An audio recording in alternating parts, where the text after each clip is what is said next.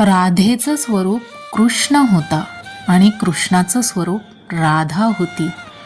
तर हे श्रीकृष्ण आणि राधेचं प्रेम अजूनही जिवंत आहे. हे अतुलनीय प्रेम स्वरूप या कवितेतून व्यक्त केले आहे. कवितेचं नाव आहे स्वरूप.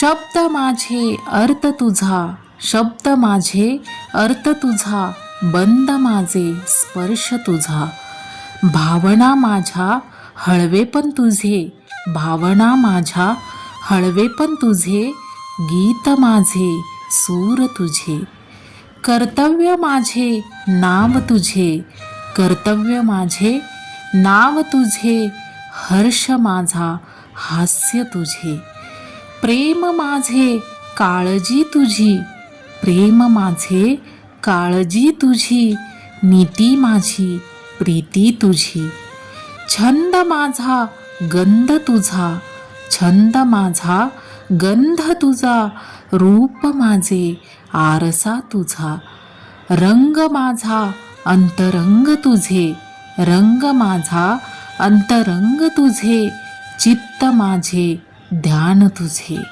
चित्त माझे ध्यान तुझे.